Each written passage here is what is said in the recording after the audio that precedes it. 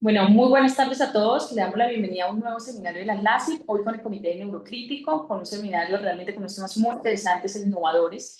Para esto, pues vamos a darle la bienvenida a nuestros dos moderadores. El primero de ellos, el doctor Gustavo Costales, médico pediatra intensivista, jefe de la Unidad de Terapia Intensiva Pediátrica del CLEN, Fundación de Lucha contra Enfermedades Neurológicas de la Infancia, jefe de pediatría del Sanatorio Trinidad San Isidro y coordinador del Comité de Neurocrítico de la Sociedad Argentina de Terapia Intensiva y del LACIP. Adicionalmente, pues también le damos la bienvenida al doctor Juan David Roa, que es pediatra neurointensivista, jefe médico de la unidad de cuidado neurocrítico del Hospital de la Misericordia y director académico del programa de cuidado crítico pediátrico de la Universidad del Bosque en Colombia. A ustedes, doctores, muchísimas gracias por aceptar nuestra invitación y pues el seminario de ustedes. Bueno, muchísimas gracias. El cuidado intensivo neurológico es una de las nuevas subespecialidades que está surgiendo del cuidado intensivo y nace precisamente esa necesidad de empezar a tratar los pacientes neurológicos críticos con todas las deficiencias que podemos tener. Y precisamente nosotros conociendo esta brecha gigante que existe, esta falta de conocimiento y especialmente de universalización del conocimiento, es que hemos creado esto que se llama el programa PNC3, es Pediatric Neurocritical Care 3, Curriculum. Y el día de hoy traigo a tres de las fundadores y las personas que han ido desarrollando este programa. Y voy a empezar inicialmente con la doctora Jennifer Muñoz. La doctora Muñoz es actualmente profesora asociada de la División de Cuidado Intensivo Pediátrico del Hospital Holtz de Niños asociada a la Universidad de Miami. Adicionalmente es la directora asociada del programa de cuidado intensivo de esta universidad y es Scientific Faculty del Miami Project for Cure Paralysis. Así que pues muchísimas gracias, doctora. Gracias por estar acá. Gracias a usted por la invitación.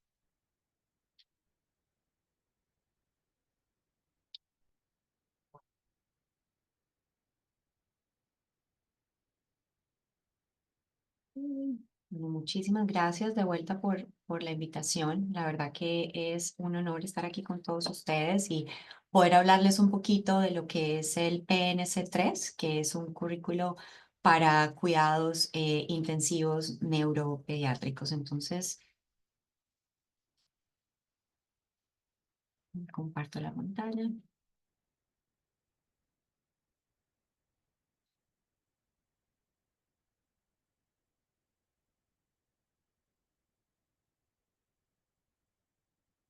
Juan David, confírmame si estás viendo la presentación. Sí, sí, se ve perfecto. Perfecto. Ok.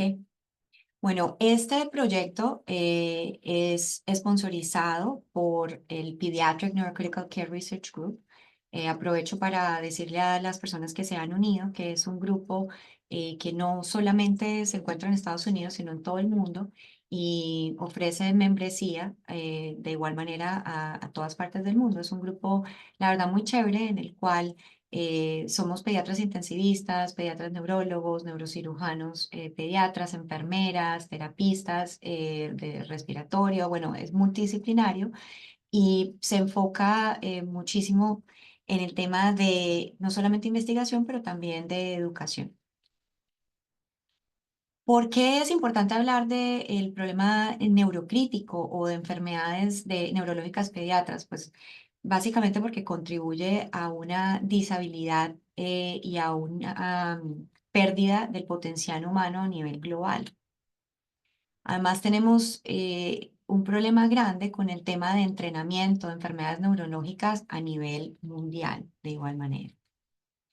Por ejemplo, unas estadísticas que son bastante impresionantes es que solamente existe 0,07 por 100.000 niños, tenemos un pediatras neurólogos. Y en países que caen bajo como del cinturón del World Bank, que serían países de bajo estrato, es de 0 a 0,008. Es decir, además son el 73% de los países con bajos ingresos que no tienen acceso a un pediatra neurólogo. Por ejemplo, para una población de 1,37 billones en el continente de África, solamente hay 324 neurólogos.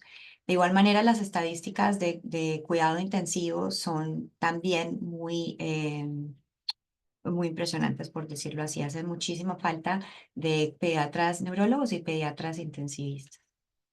Entonces, partiendo de esa premisa, un grupo de pediatras neurólogos y pediatras intensivistas nos pusimos a pensar cómo podemos ayudar de una u otra manera a cerrar ese gap, ¿no?, que existe eh, en países de alto desarrollo y países de bajo desarrollo. ¿Qué podemos hacer? Porque sí, uno puede ir al lugar y ayudar un par de meses o dar un par de charlas, pero no es suficiente. Entonces, ¿cómo podemos crear algo que es sostenible? Y de ahí surgió esta idea del currículo. Cómo creamos un currículo que es train the trainer, es decir, un currículo que se puede escalar, un currículo que va a ser sostenible y va a generar se va a pasar de médico en médico, de enfermera en enfermera, para que no necesariamente dependa de un grupo de personas, sino que se continúe. Rápidamente le doy gracias a todo el equipo que ha contribuido en esto por los últimos 2 años, después de que surgió esta primera idea. Tenemos gente de muchísimas partes del mundo, incluyendo Latinoamérica, África, el Líbano, Jordania, Ghana, México, muchísimos colombianos. También tenemos a Daniel Orqueda, que seguramente muchos de ustedes lo conocen, que es el director del Hospital Italiano en Buenos Aires y una persona que ha sido instrumental para nosotros en cuanto a simulación. Entonces, con Daniel y otro grupo estamos formando la parte de simulación de este curso.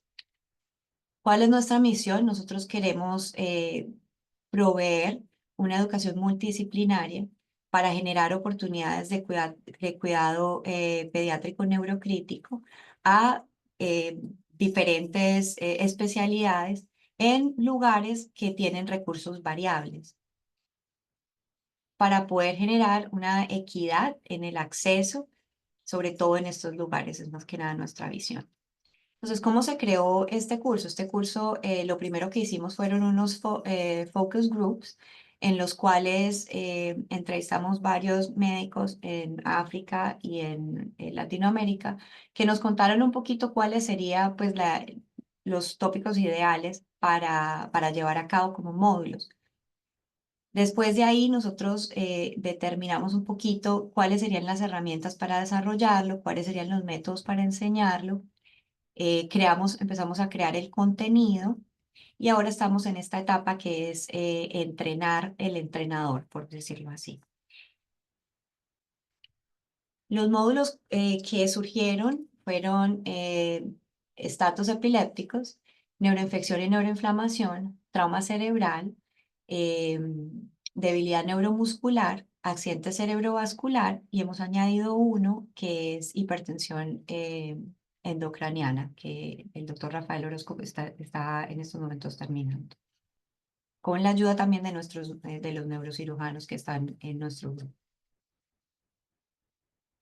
Todos los capítulos tienen el mismo formato, tienen objetivos, tienen una definición de epidemiología, tienen un manejo prehospitalario y tienen un manejo basado en la Organización Mundial de la Salud del 1 al 3 y esto va por colores. Entonces, la ventaja que tiene este currículo es que no solamente se puede usar en un lugar donde haya una unidad de terapia intensiva, sino que también se puede usar en un lugar donde haya muy bajos recursos. ¿Qué es lo que debemos hacer en la primera hora de tener una emergencia neurocrítica de un paciente pediátrico? Hay algoritmos visuales y también hemos añadido escenarios de simulación.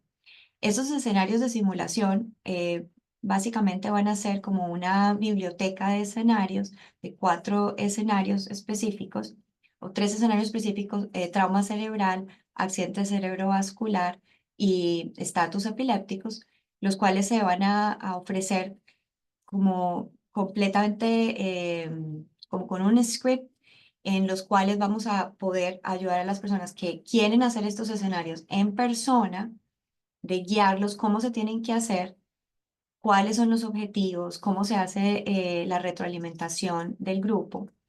Y si no existe esa posibilidad, también nosotros hemos creado como para tener equidad la posibilidad de una simulación virtual. Entonces tenemos una de nuestras compañeras que que es libanesa, pero en estos momentos está en Estados Unidos, en Yale y ahora en Connecticut Children's, que nos está ayudando muchísimo con el tema de la simulación virtual. Este es más o menos el flujo del curso. Se empieza con módulos que van a estar disponibles en red antes de ir a tomar el curso en persona como tal o virtualmente. Entonces, todos estos módulos van a ser como, cada persona los va a hacer a su tiempo y se va a necesitar un examen antes de poder continuar con el curso formal. Entonces, se hace el curso, se toma el examen, no es un examen complicado, pero es básicamente para saber si sí hicieron los módulos con anticipación, cosa que cuando nos encontremos, pues no sea una cosa de todo el día o de 2 días, sino algo mucho más puntual. Luego vamos a tener presentaciones de 15 minutos con los instructores, con una sesión de preguntas y respuestas. Esto más o menos nos da un total de 2 horas. Después de estas 2 horas tendremos los ejercicios de simulación que había mencionado antes y luego hacemos otro pequeño examen y de ahí se le otorga el certificado al estudiante que ha completado este curso de cuidados intensivos neurocríticos. Este es más o menos el timeline que nosotros teníamos. Ha cambiado bastante porque es complicado eh, poder como alinear tantas personas. La otra cosa que no mencioné en estos momentos es que estos módulos no fueron escritos por gente aquí en Estados Unidos. Estos módulos todos fueron escritos por los grupos que identificamos en África y que identificamos en Sudamérica. Y obviamente vamos a querer tener, antes de sacar esto a la luz, revisiones de editores que son reconocidos en el tema. Todos los módulos fueron editados por editores en Estados Unidos y en África, que es personas que son muy reconocidas en este tema, pero vamos a tener una edición final que van a ser 3 editores que van a mirar absolutamente todo el contenido antes de sacarlo a la luz. Y además, pues nos gustaría contar con el avale de otras organizaciones, incluyendo esta organización, incluyendo la Federación Mundial de Neurocirugía, el Brain Trauma Foundation, la Liga para Epilepsia, etc. Entonces, cuando ya todo esté más o menos mucho más acomodado, se mandarán cartas para que revisen el currículo y nos puedan dar el aval. Va a tener revisiones por un comité. Las revisiones van a ser cada 2 años. Va a ser un precio ínfimo, más que nada como para poder mantener la plataforma online. La plataforma online estamos viendo diferentes opciones. Probablemente sea la misma plataforma en la cual uno hace el Pediatric Advanced Life Support de la American Heart Association. Entonces es más o menos cómo se va a ver. Muchísimas gracias de vuelta. Ahí está mi email si alguien tiene interés. La verdad que necesitamos muchísima gente colaborando con esto. Si alguien tiene interés de participar, de colaborar con nosotros, pues súper encantados. Por favor, me escriben y pues podemos tener una conversación después. Mil gracias.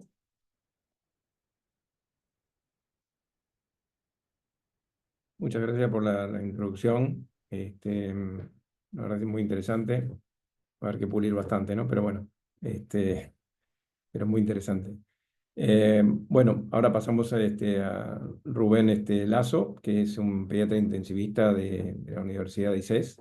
Es jefe médico de la unidad de cuidados intensivos pediátricos de la Fundación del Valle Lilí de Cali, Colombia.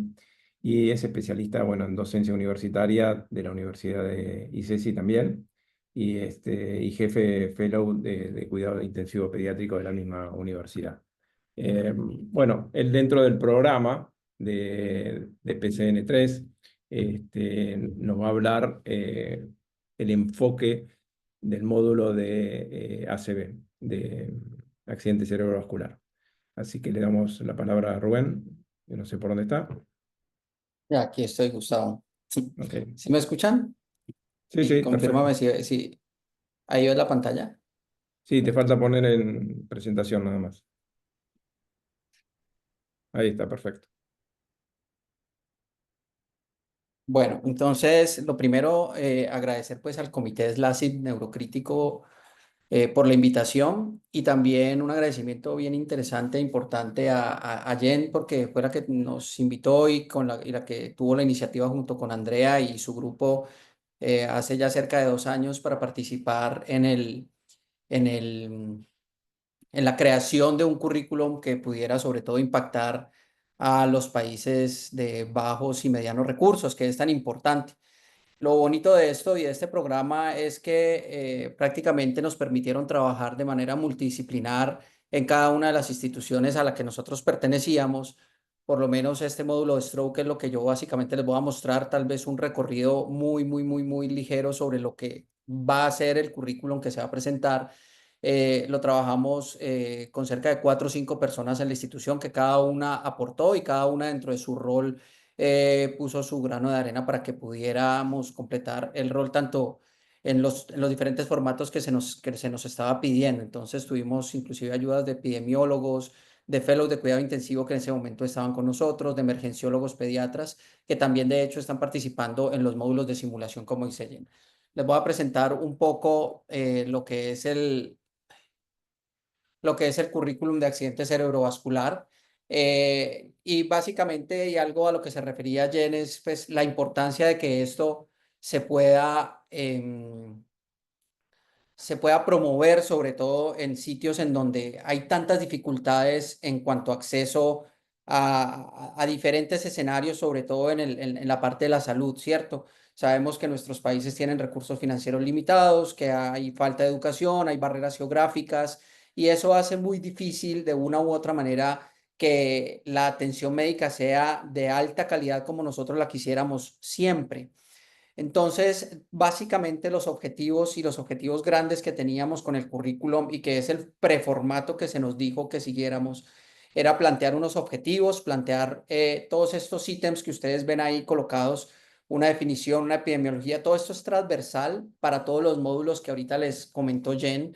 Y al final, sí, en las primeras reuniones que tuvimos, se plantearon los primeros 8, creo, y luego también tuvimos la posibilidad de discutir algunos módulos adicionales, como fueron las consideraciones de enfermería, la parte de rehabilitación y el soporte familiar, que nos pareció muy importante también incluirlo en todos los módulos.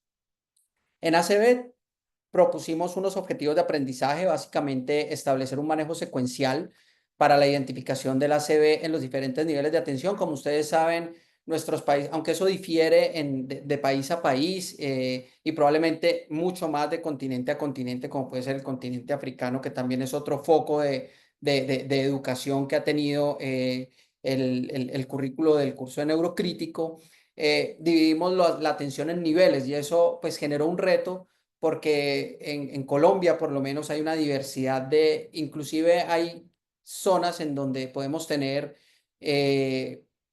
ciudades que no son muy grandes, pero con unos centros de muy alta capacidad, y también ciudades que son intermedias, pero con muchos centros en donde probablemente no hay alta complejidad. Entonces, lo dividimos básicamente en 3 niveles, como lo tenemos nosotros estandarizado en el país, pero también lo aceptamos a nivel de todo el curso. Y propusimos una estrategia de evaluación también en ámbitos prehospitalarios y hospitalarios para estandarizar básicamente la atención. ¿Qué es lo que queríamos y lo que se nos propuso? Básicamente que en cada una de las patologías pudiéramos describir modelos de atención, pero también de rehabilitación, diagnóstico, tratamiento, que luego también en caso de que hubiera morbilidades pudiéramos manejar todo lo que fuera esta morbilidad residual y la educación a las familias, como les comentaba, que fue parte fundamental del manejo.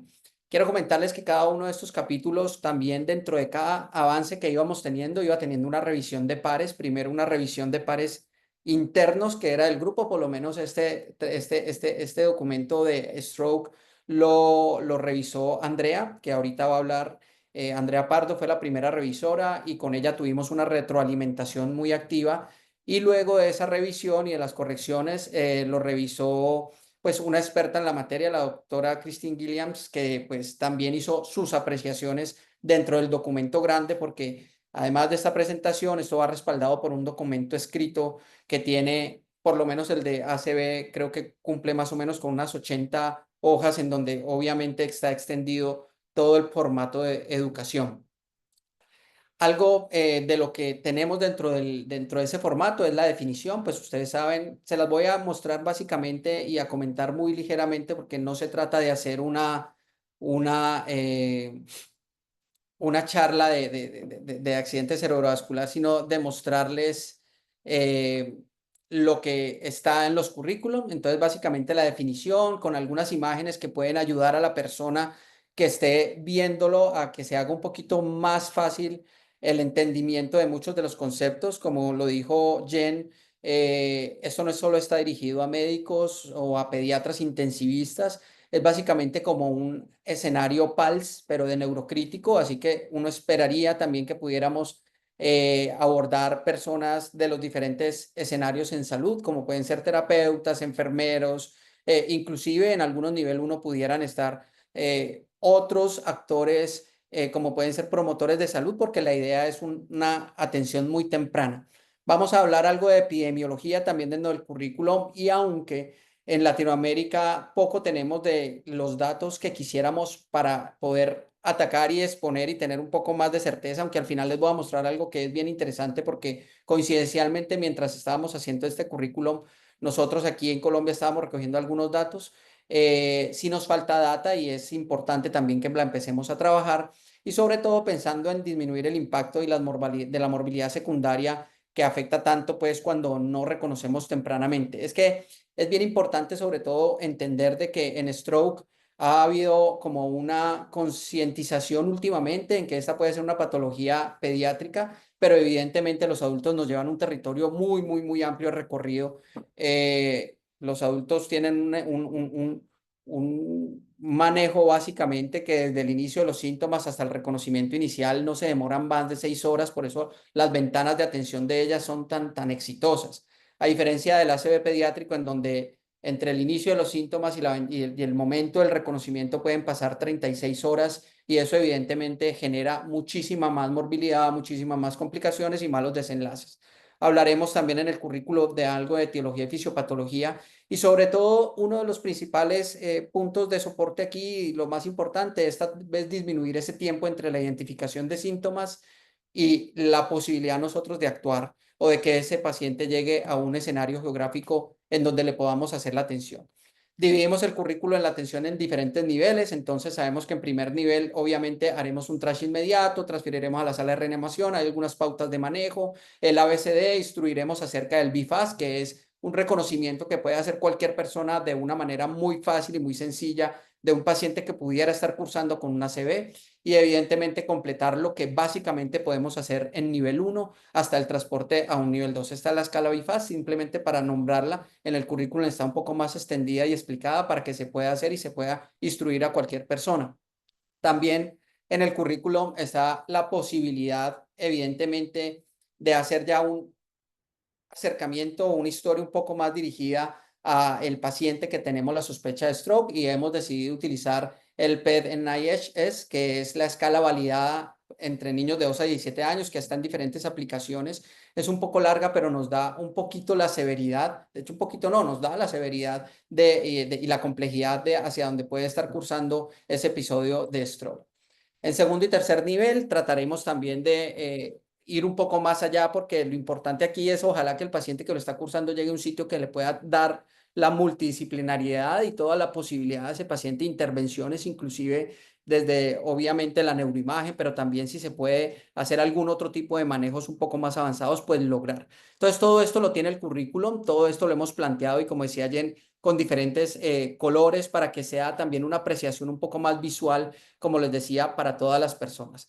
Tenemos un módulo de rehabilitación integral dentro del capítulo de stroke, que evidentemente nos interesaba mucho porque sabemos de que el paciente que no se trata a tiempo o inclusive el paciente que se trata a tiempo pero que logra de una u otra manera su enfermedad algo de progresión y tener secuelas, pues tiene trastornos del desarrollo, de trastornos del aprendizaje, tiene alteraciones del comportamiento, tiene componente físico, tiene componente cognitivo que le impacta y obviamente eso influye en los años de vida potencialmente perdida o de discapacidad perdida, que eso para un país de una u otra manera llega a ser un costo, sobre todo en países desarrollados, eso está muy medido y en nuestros países para las familias definitivamente es muy impactante. Entonces también hay un módulo de rehabilitación de consideraciones de enfermería. Aquí simplemente puse los 4 patrones más grandes hacia lo que decidimos enfocar las recomendaciones de enfermería,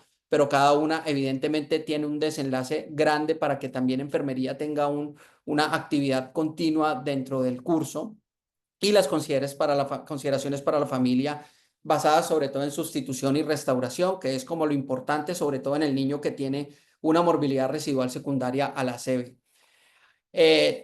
El currículum tiene unas listas de chequeo, como les decía Jen, basadas en colores, dependiendo de los niveles. Esto evidentemente sería lo que trataríamos de que sea sostenible en el tiempo, porque de nada sirve que nosotros probablemente abordemos un escenario, demos una instrucción y que solo sea por el momento del curso, sino que ellos queden con el material para que puedan de una u otra manera en los diferentes niveles saber qué es lo que tienen que hacer, qué es lo que tienen que abordar, hasta dónde pueden llegar y en qué momento tienen que transferir el paciente de manera rápida y que los tercer y cuarto niveles, aquí en el tercer nivel incluimos como los 2 de más alta complejidad, pues estén muy preparados y ojalá teniendo recepción de pacientes un poco más controlados y de manera mucho más temprana.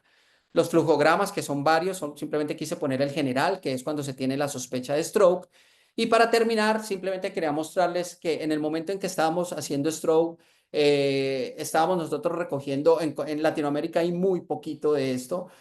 Nosotros logramos publicar esto el año pasado, que es Pediastroke, que es la experiencia de 11 años de nuestra institución, que es Fundación Valle del Lili. Y hay unos datos muy importantes, como primero, pues evidentemente que el código ACV en pediatría está muy poco estandarizado en las instituciones colombianas y creo que a nivel latinoamericano nos falta mucho. Hay otra serie iberoamericana que es del doctor López Cerce, que tiene básicamente muy cerca el N, que son 130, 140 pacientes, pero obviamente ellos tienen un poco más de puntos a favor, entendiendo el país en donde están. También de que tenemos unas características clínicas muy distintas a las de los adultos. La mortalidad en nuestros escenarios sigue siendo muy alta. Por eso la importancia de la educación continua con respecto a estos temas y evitar la morbilidad, que es una carga altísima de enfermedad para nuestros pacientes, sobre todo para las familias también, entendiéndolas como un binomio, porque hay definitivamente secuelas neurológicas muy severas en una gran proporción de nuestra población. Eso era lo que yo les quería mostrar. Este es el currículum de Stroke. Es un resumen muy grande, pero básicamente eso es lo que queremos con los diferentes capítulos sugeridos por el comité, por el currículo de neurocrítico. Muchas gracias.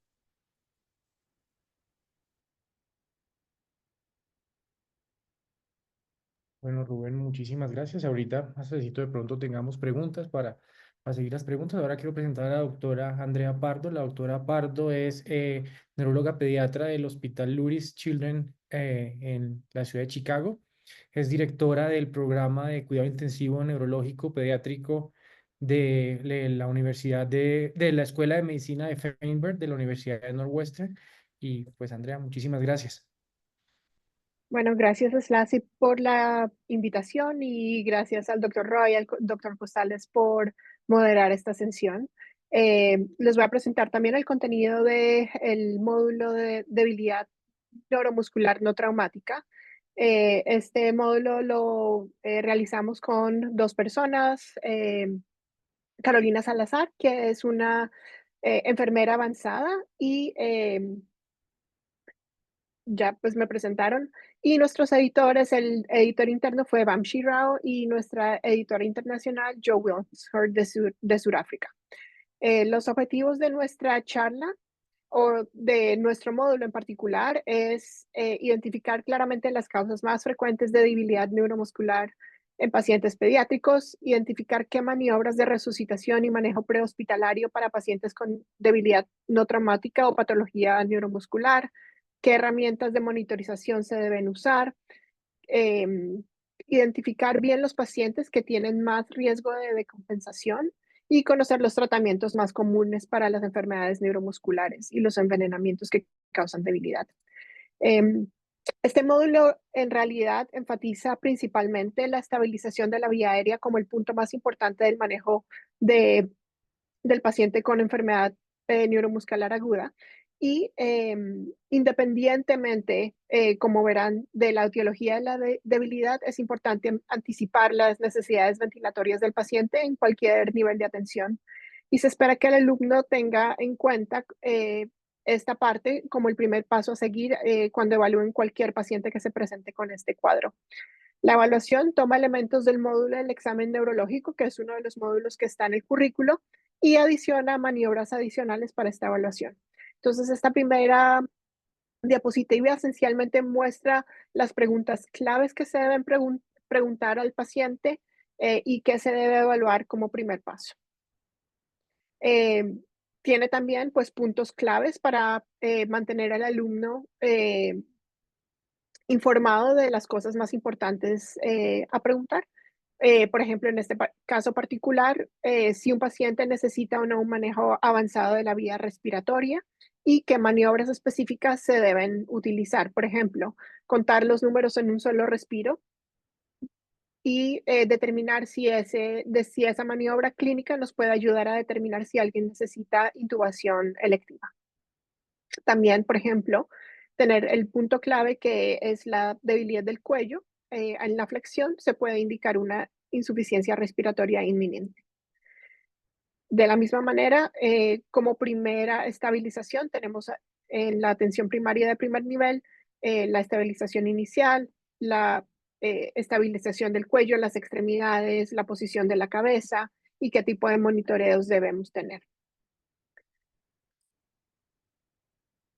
En cuanto al segundo nivel de atención, tenemos módulos que se usan uno sobre otro. Entonces, en este caso, primero, claramente estabilizar la vía aérea y luego usar otros elementos a los que usualmente tienen más acceso. Por ejemplo, la espirometría y cómo utilizar la espirometría como un índice de si alguien necesita soporte ventilatorio.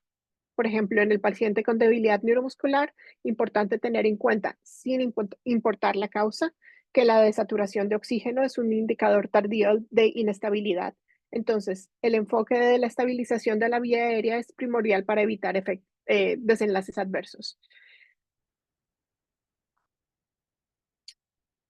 En esta otra diapositiva tenemos otros pruebas adicionales que se pueden usar en cuanto al manejo del paciente con debilidad neuromuscular, considerando si hay necesidad de neuroimágenes, si hay una necesidad de empezar un tratamiento dependiendo de la etiología y también en este momento, de la misma forma que nos enfocamos en el módulo de ACV, evaluar la posibilidad de alimentación, rehabilitación, movilización temprana para maximizar los desenlaces clínicos.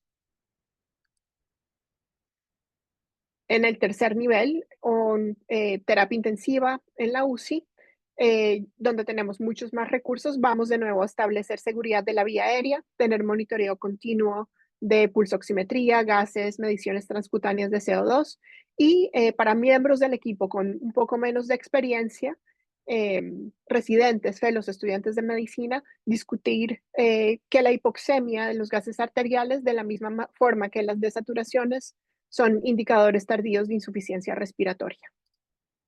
Hablamos también de circunstancias especiales, particularmente en pacientes con debilidad,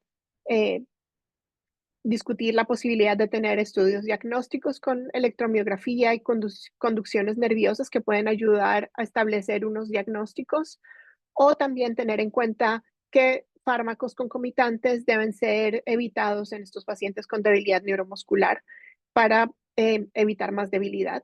Y en caso, por ejemplo, de requerir intubación orotraqueal, ¿qué medicinas no utilizar?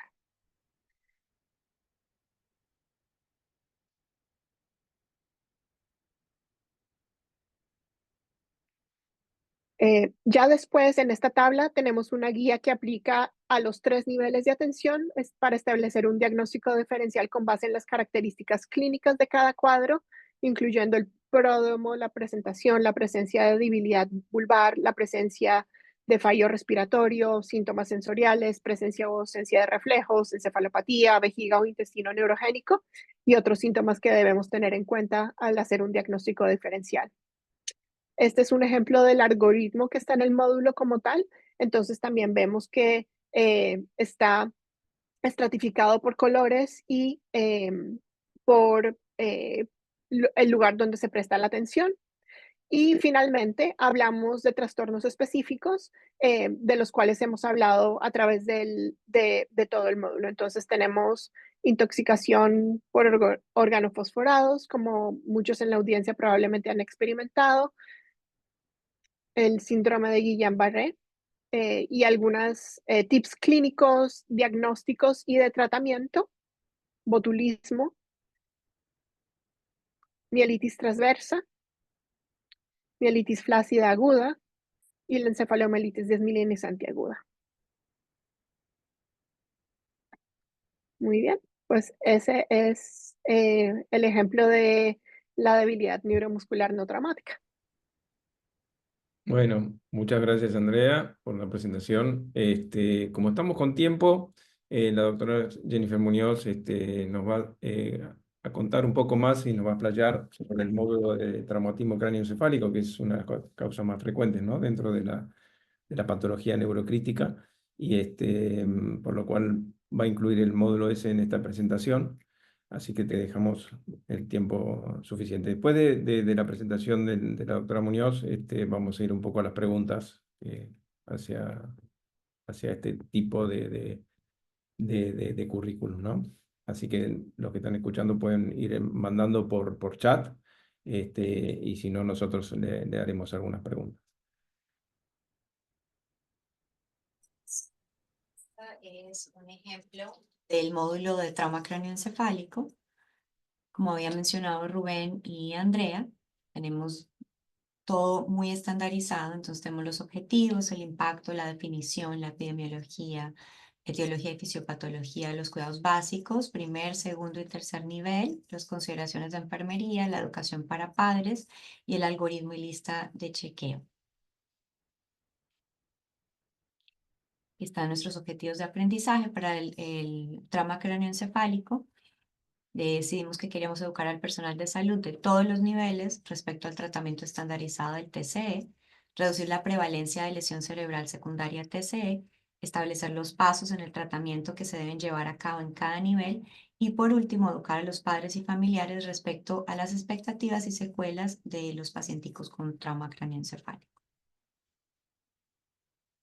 Entonces, ¿cuál es el impacto? Porque todas las personas que estamos acá sabemos que es un problema de salud pública enorme, el trauma cráneoencefálico. Sabemos que se clasifica de acuerdo a la escala de Glasgow, pero se modifica para la población pediátrica. Leve, moderado y severo, dependiendo del número. Más o menos 280 de cada 100.000 niños a nivel mundial van a sufrir un trauma cráneoencefálico. Sabemos también que es una de las causas principales de mortalidad en pacientes pediátricos y una gran causa de mortalidad y efectos secundarios a largo plazo que afectan todo, sistema motor, cognitivo y psicosocial. Vemos que tenemos una lesión primaria y una lesión secundaria. Hablamos un poco de los cuidados básicos. Tocamos en todos los módulos un poco del tema prehospitalario, pero pues no es el objetivo principal del curso. No empezamos necesariamente en el prehospitalario, empezamos más que nada cuando ha llegado al lugar de salud, el puesto de salud, por decirlo así. Entonces, ¿cuáles son los objetivos del cuidado básico? Sería prevenir la hipotensión, prevenir la hipoxemia y o hiperoxia, evitar hipocapnia, evitar hipercapnia. Y tenemos todo pues el A, B, C, D, E, que es la vía aérea, la respiración, la circulación, la disabilidad y la exposición si necesita exponerse el paciente, los laboratorios iniciales, los líquidos, las imágenes, determinar qué nivel de tratamiento y si se tiene que transferir el paciente. Eso es algo importante en este currículo que en cada paso decimos, ok, si no tienen esta estos insumos, estos recursos, este personal, entonces considere transferir el paciente. Hablamos un poquito de presión intracraneal y luego pues nos movemos al manejo hospitalario de la de segundo nivel. Hablamos de la vía aérea, embolización cervical, circulación, hemodinamia, historia clínica, examen físico y neurológico, laboratorios, imágenes y referir al nivel de atención. Tengamos en cuenta que estas presentaciones son las presentaciones que vamos a hacer muy cortas después de que los estudiantes hayan pasado por el curso que va a estar en línea. Entonces, estas presentaciones son como mucho más puntuales, en las cuales se habla de los temas como más importantes de cada módulo. En el segundo nivel de atención hablamos después del tercer nivel de atención y tocamos en qué otras intervenciones, si hay evidencia de herniación cerebral, de la terapia hiperosmolar y de qué tipo de terapia hiperosmolar, sedación, analgesia, bloqueo neuromuscular, control de temperatura, coma barbitúrico. Luego hablamos de terapias de segunda línea, como la hipotermia moderada, la craniotomía descompresiva, el drenaje de líquido cefalorraquídeo, hiperventilación moderada. Hablamos un poquito de otras consideraciones como anticonvulsivantes profilácticos, nutrición en el paciente con trauma cerebral, donde se debe mantener la hemoglobina y un poquitito de la rehabilitación. De vuelta, volvemos a hablar de las consideraciones de enfermería. Les mencionamos, hacemos hincapié en el tema de neuroprotección, de evaluar el riesgo de deterioro neurológico y reevaluar cuántas veces sea necesario. eh, Evaluar el dolor, monitorizar durante la hospitalización, vía aérea ineficaz en limpiar secreciones va a ser mucho común, entonces se les explica un poquito qué es lo que tienen que esperar. Lo mismo que se le puede educar un poco a los padres, el síndrome postconcusional y su espectro, que se debe esperar de una rehabilitación después de un trauma craneoencefálico, y también se les habla un poquito del regreso a la actividad normal y función cognitiva de base. Esta es la línea de chequeo para este módulo específicamente, que también está en colores, para dar, por ejemplo, como un ejemplo, el nombre del paciente, la edad, en el primer nivel, cuál es la vía aérea, si ya está asegurada o no, si ya se le inmovilizó la médula espinal o no, dónde está la circulación, etcétera, etcétera, y pasamos a segundo nivel, tercer nivel. En tercer nivel llegamos hasta el punto de tener craniotomía descompresiva, hipotermia, hiperventilación, etcétera. Este es el algoritmo, pues todos estos algoritmos han sido más que nada basados en el Brain Trauma Foundation, en las guías de pediatría de trauma craneoencefálico, a su vez pues organizado por el comité que escribió las guías, ¿no? Entonces igualmente tenemos en color verde, color amarillo, color naranjado y ya pasamos a color rojo cuando se pasa el paciente completamente a tercer nivel. Aquí ya tenemos un paciente con un trauma cerebral severo que ha pasado a tercer nivel. Esto todavía está en inglés, hay que pasarlo a español, pero más o menos si hay indicaciones por cirugía, si sí las hay, qué se debe hacer, si se tiene un monitor, cómo manejarlo. Y luego serían los escenarios de simulación que hablamos con anticipación, el test y la retroalimentación. Eso básicamente es el ejemplo del trauma craneoencefálico. Muchas gracias, Jennifer. Bueno, veamos a ver preguntas si tenemos. Aquí vamos a ver en el chat. Hay una cosa que uno le llama la atención con este tipo de aproximaciones, y es que algo que yo pienso todo el tiempo es que el cuidado intensivo no es un lugar específicamente. El cuidado intensivo es un concepto que uno tiene que tratar de aplicar. Y en este orden de ideas, ¿cómo puede hacer uno para, con escenarios como este, llevar ese cuidado intensivo al nivel más básico posible? ¿Sí? ¿De qué manera puede hacer uno para llevar eso al nivel más básico y que las personas entiendan que es lo que hacen lo que realmente importa? Esa es una de las, como de las reflexiones que tengo yo al respecto. Sí, para algunas patologías va a ser muy importante. Para otras no sé cómo van a ser, porque vos capacitas a la persona en el nivel más bajo. porque vos tenés mucha discrepancia, ¿viste? De niveles. No es lo mismo estar en Bogotá que en la selva ahí en Colombia. No es lo mismo, no pasa en Argentina y en todo el resto de Latinoamérica. Y en ese lugar, donde el problema más grande está no solo en la recepción del paciente, sino también en el diagnóstico que capacitando de esta forma se podría lograr, pero después la conexión, porque vos tenés una CB, como dijo Rubén, y si no tenemos neuroimágenes, ¿cómo vamos a llegar a tiempo? ¿Cómo vamos a trasladar? Porque el otro gran problema que tenemos nosotros también es el traslado del paciente, ¿no? A las diferentes unidades. No sé cómo se resuelve todo ese engranaje, ¿no? Porque eso va a seguir igual, tanto en Latinoamérica como en África, como en los lugares de bajos recursos. Yo creo que el enfoque más grande que tuvimos nosotros, sobre todo con el capítulo de ACV sí, con el capítulo de ACV es reconocer. Entonces, ¿cuáles son los síntomas más sencillos que cualquier persona puede identificar y decir, ups, déjame pienso un momentico, este niño puede estar teniendo un accidente cerebrovascular? Que en realidad a mí me causa curiosidad porque hay mucha gente que dice, no, pues que los niños no tienen accidente Exacto, cerebrovascular. Entonces, exacto. hay un nivel de educación limitado en la población general, de hecho, en todo el mundo, que como no pasa tan comúnmente, se piensa que no lo tienen. Entonces, por lo menos aprender a reconocerlo, aprender a que esos niños pues, se deben por lo menos canalizar, empezar líquidos, empezar oxígeno y ver si existe sí o no la posibilidad de transferirlo. Lo bueno es que yo me imagino muchas de las personas que están acá conectadas, que han tratado niños con accidente cerebrovascular, por lo general no les hacemos nada. Primero porque no nos damos cuenta muy tarde, entonces ya están afuera de la ventana de tratamiento. Y Ujú, segundo, en algunos lugares del mundo todavía ni siquiera está aprobado la opción de darles TPA, ujú. por costos, por regulaciones del gobierno, etcétera, etcétera. Y tampoco se puede hacer una trombectomía porque no existe el personal que se sienta cómodo con los niños. Entonces, estamos muy limitados, como dices tú, Gustavo, pero yo creo que sí, si podemos lograr por lo menos que entiendan reconocimiento, un manejo básico inicial y referir, creo que sería pues por lo menos lo mínimo. Sí, sí, la concientización de la población y el adulto lo tiene, como vos decís. El pediátrico, médicos mismos me han preguntado, pero chicos, ¿tienen ACV? Digo, sí, no.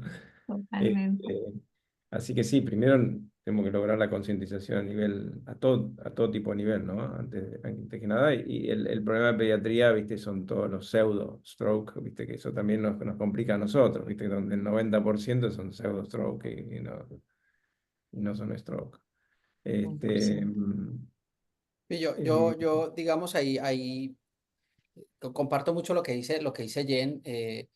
Yo creo que una educación y bajar, como dice Juan, un poquito el cuidado intensivo de nivel, no porque no por la posibilidad de tecnología, sino básicamente por el concepto bien estructurado, ¿cierto? sí, sí, tal cual.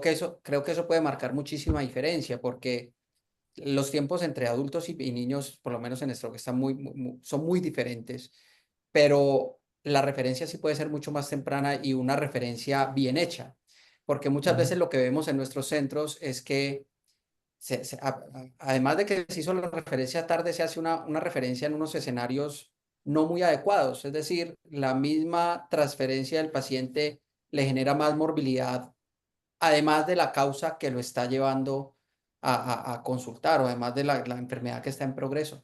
Entonces sí me parece importantísimo educar desde la base para que podamos en algún momento impactar tiempos, pero también impactar calidad de la atención en esos nivel uno, porque lo modificable es eso, lo no modificable como es la barrera geográfica, el acceso a los servicios de salud, eso pues difícilmente lo lograremos en años.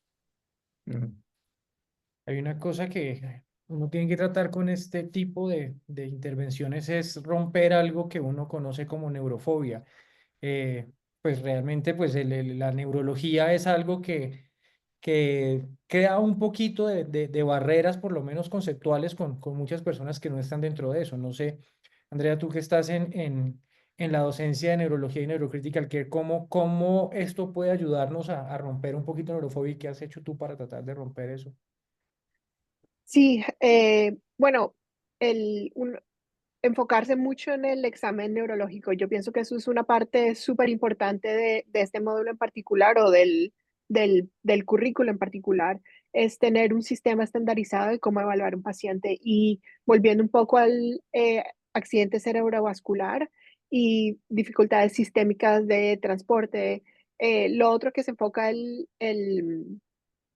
los módulos es buscar la neuroprotección y en todos los otros módulos también tenemos que tener en cuenta el manejo de signos vitales, cuál es la oxigenación, tener en cuenta las cosas un poco más generales que últimamente van a tener un impacto beneficioso para el desenlace clínico del paciente.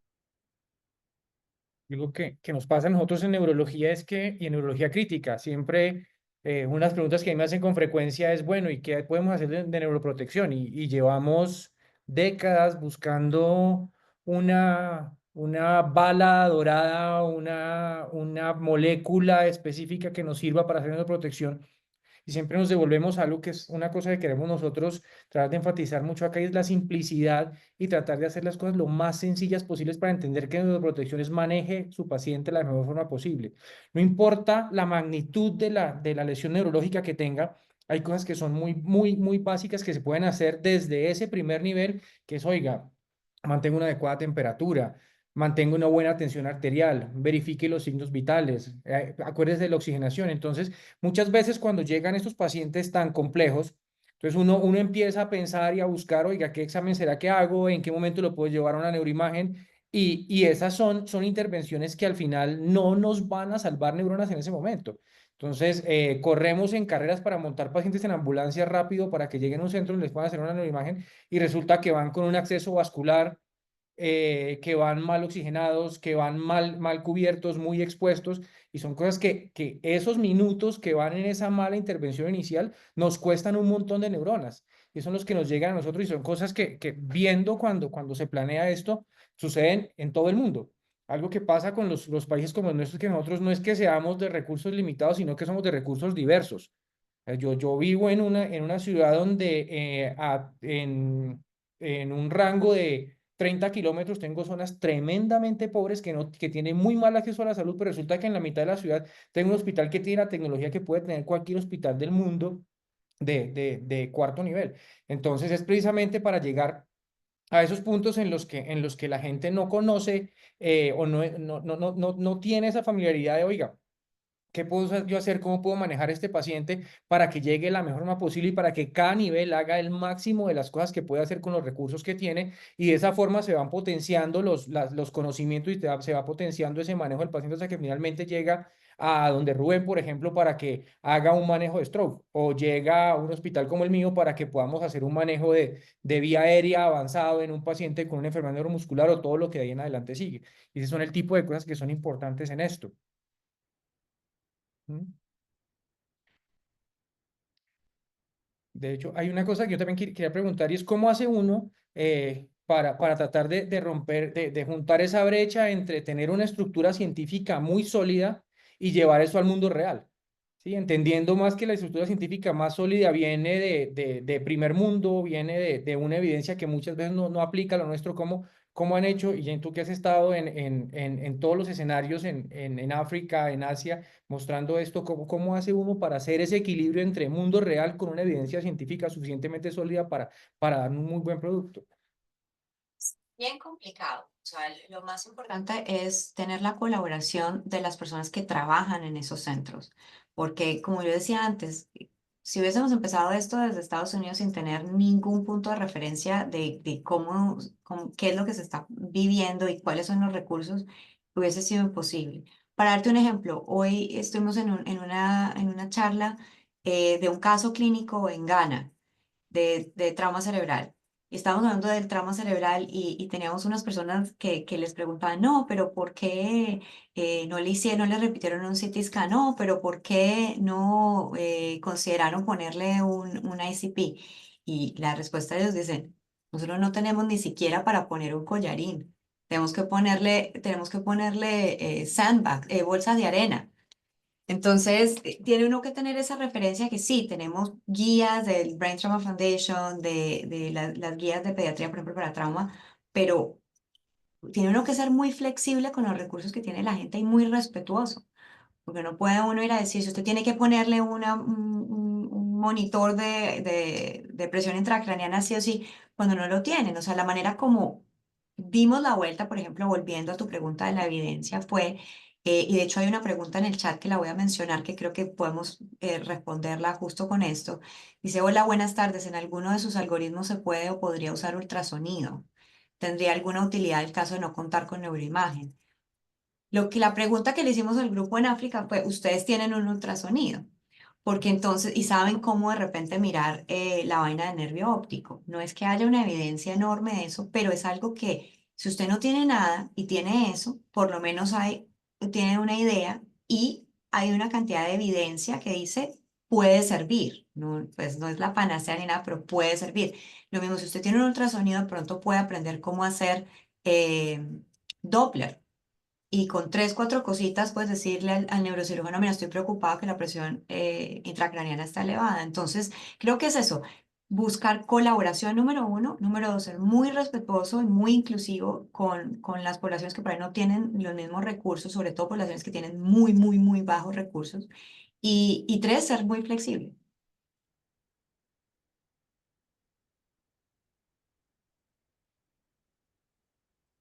Ahí está la pregunta. Bueno, y otra pregunta que tengo yo, ¿y en qué vamos? ¿Cómo va? ¿Qué falta? Porque me daba la impresión de que cuando usted lo decía lo veía muy crudo y créeme que no va crudo. O sea, esto está...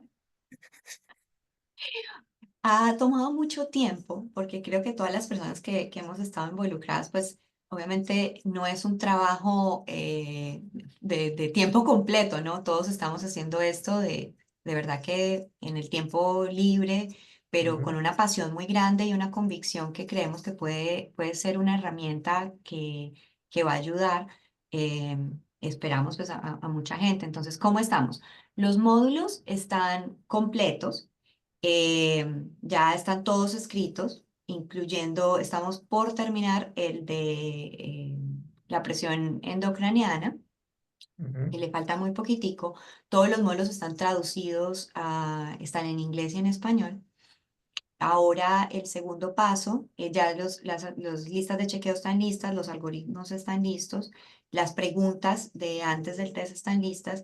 Ahora el paso siguiente es, vamos a tener unos revisores completamente diferentes de los revisores que estuvieron a cargo de la publicación. Entonces, estos peer review van a ser personas que van a revisar todos los módulos, les vamos a dar a cada uno 2 semanas desde el momento que se le entrega para revisar cada módulo y estar como muy pendiente cada 2 semanas, ya terminó, ya terminó, ya terminó. Cuando eso ya esté listo, entonces, o casi listo, queremos hacer un beta test. Ese beta test estamos viendo dónde se podría realizar. Hemos pensado en la Universidad del Norte en Colombia, que nos ha ofrecido el centro de simulación de ellos. Con Daniel también nos dijo que con mucho gusto y bueno, que podríamos de repente pensar hacer algo en Buenos Aires como un beta test, ya fuera en persona o simulación, y ahora contigo, Gustavo, también, y sería interesantísimo que si estuvieras interesado de colaborar con nosotros. Y bueno, como yo volví a decir, las personas, mejor dicho, espacio para mucha gente de trabajar en esto porque es un monstruo grandísimo. De ahí del beta test, ¿qué queremos hacer? De ahí va a pasar a la plataforma de educación. En esa plataforma de educación, esos módulos van a terminar como en una forma de micro learning, en la cual sea mucho más fácil para el estudiante de digerir. Van a recibir los módulos como tal, pero también como en porciones pequeñas, tipo el PALS, mucho más fácil de digerir y también que sea algo, un sistema que se pueda adaptar al conocimiento de la persona. Es decir, la persona que sabe muchísimo del tema prácticamente pasa volando. La persona que no sabe mucho del tema se va a demorar un poquito más, porque la idea es que ese método que se adapte genere pues el mismo nivel de educación para la persona novata y la persona experta. Después de ahí, pues ya nosotros estamos pensando probablemente que ya sea en el otoño-invierno o pues de nosotros, yo sé que en Argentina están al revés, en diciembre más o menos, noviembre-diciembre, tengamos un producto terminado, idealmente que se pueda tal vez sacar en enero del 2026. Esa sería la idea, porque también nos falta para, los avales de las organizaciones para cada módulo. Okay. Y la idea es también ponerlo en la currícula de la formación de los pediatras. Me Ah, refiero a las residencias y todo eso. sería ideal, sí, Sería sería, ideal que ya salgan con una formación, ¿no? claro, Yo creo que sería hay dos ideal. símiles de esto que estamos haciendo, y uno es el PALS y el otro que es muy similar es el NLS. No sé, Jen, que es chairman del NLS, está en eso. ¿Cómo puede ser ese símil con ese NLS y lo que estamos haciendo? Perfecto. El ENLS, para si algunas personas no saben qué es el Emergency Neurological Life Support. Es una especie de PALS, pero para cuidado neurocrítico. Está diseñado más que nada para adultos. Hay una Adulto. parte chiquitita que dice Sí. consideraciones pediátricas. Ujú. Desafortunadamente no ha habido como un entusiasmo, y de hecho es una de las razones por las cuales esto surgió, porque no ha habido como un entusiasmo de cambiarlo o hacer una cosa en paralelo. Como dice Juan, yo he sido muy afortunada de aprender mucho del INLS ahora como la chair del currículum o del curso. Y muchas de las cosas que hemos aprendido ahí las estamos implementando en este curso. O sea, no necesariamente copiándonos, pero pues como las lecciones que hemos aprendido que funciona, que no funciona, cómo manejar el tema de la distribución, etcétera, etcétera, del contenido. Pero es un curso excelente, la verdad, si alguien lo quiere tomar, es un curso genial. Es bastante denso el material, lo que se hace un poquito complicado para alguien que no tiene necesariamente un conocimiento del mundo neurocrítico. Entonces, esa es la otra cosa que queríamos evitar con este curso y hacerlo un poco más accesible a diferentes tipos de formación.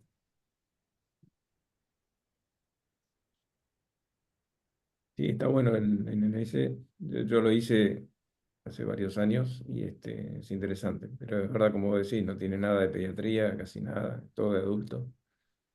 Y pero bueno, es interesante.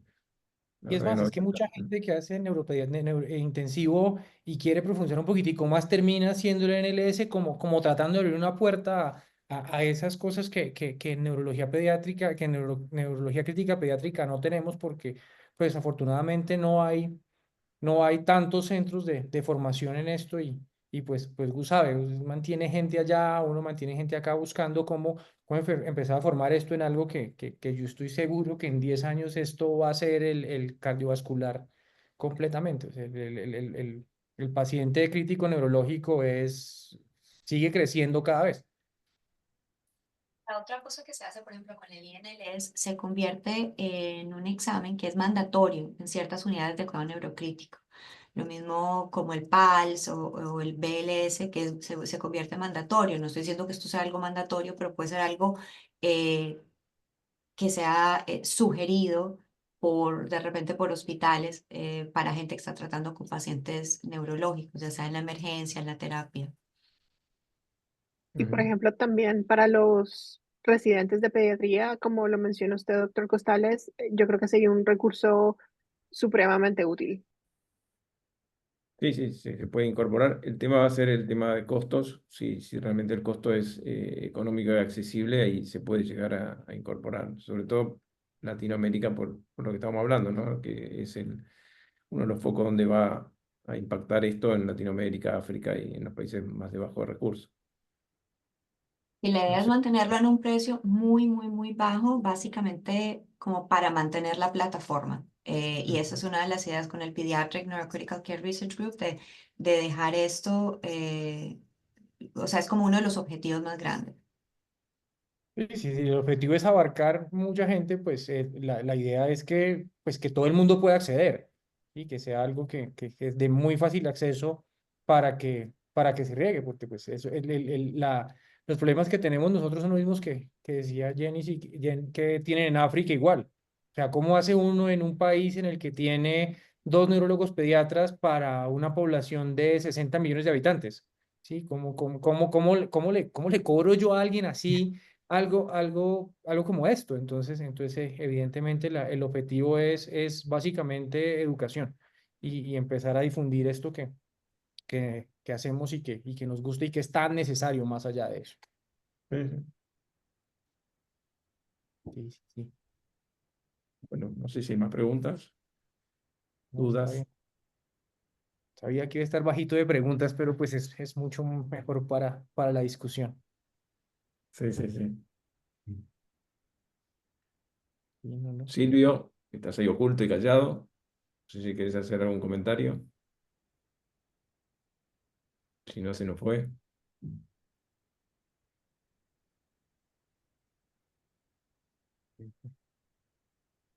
Bueno, si no, a ver. Sí, sí, movilización cervical. Mariana Flores habla sobre la necesidad de movilización cervical.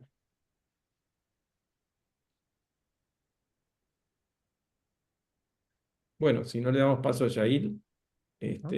si no hay más preguntas. Pregunta de la inmovilización cervical.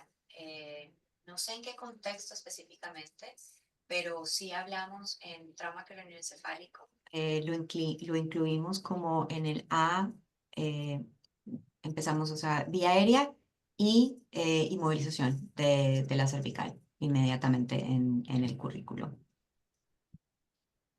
Con los elementos que están, es decir, no, la propuesta tampoco es como pauperizar el manejo, sino los elementos que existen y que son los más adecuados.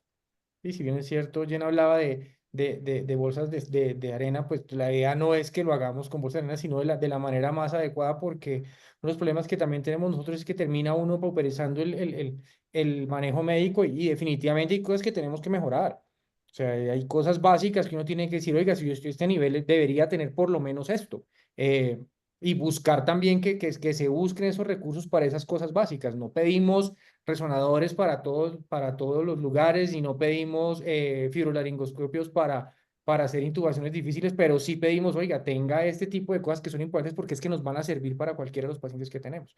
Entonces, eso también es importante aclararlo mucho porque pues la idea es seguir siempre subiendo los niveles y los estándares de calidad de los servicios de salud, que es una necesidad. Ujú. Para responderte la pregunta de la inmovilización cervical, el problema con los niños es que, sobre todo los niños chiquititos, no tenemos manera de hacer un buen examen. Entonces, si se cree que el mecanismo del trauma fue lo suficientemente severo, es importante poner el collarín. Y en realidad, en cuanto a que si entorpece la ventilación, pues depende. De repente sí puede ser mucho más difícil entubar a una persona con un collar, pero pues hay ciertas técnicas que se deben seguir para, se le puede quitar y movilizarlo con la mano en una técnica de dos personas. De hecho, en el módulo que tenemos hablamos de eso y mostramos fotos de cómo se puede intubar el paciente con ese tipo de técnica, pero de vuelta, en los niños ese es el problema, que no tenemos la misma información que los adultos. Y los módulos de simulación vienen con eso. La idea de la simulación es que sea una simulación lo más real posible, que es con lo que se va a brindar. Y la otra cosa, y creo que Mariana lo pone acá, la evidencia en términos de examen físico y lo que decían de hace un momento. De hecho, el primer capítulo habla específicamente de cuál es la aproximación del examen físico que uno debería tener para este paciente con patología neurológica.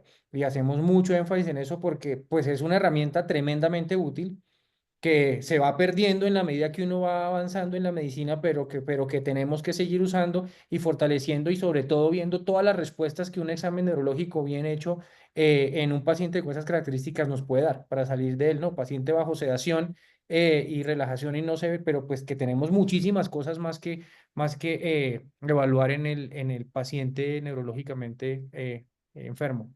Y nos faltó decir también que al principio del curso tenemos un módulo que es de examen neurológico, un examen neurológico pequeñito como para cualquier persona lo pueda realizar. Perfecto. Bueno. Listo, listo. Bueno, creo que en el momento no tenemos más preguntas en el auditorio. A ustedes muchísimas gracias por la conexión, a la doctora Andrea, a la doctora Jennifer, al doctor Rubén, al doctor Juan David, al doctor Gustavo. Pues muchísimas gracias por aceptar la invitación de la LASIP. A todos los invitamos para el próximo 27 de marzo, en nuestro próximo seminario, el grupo de urgencias pediátricas, con un seminario que va a estar realmente muy bueno. Muchísimas gracias y nos vemos en una próxima oportunidad. Muchas gracias Gracias a por la todos invitación. Muchas gracias. por la presentación.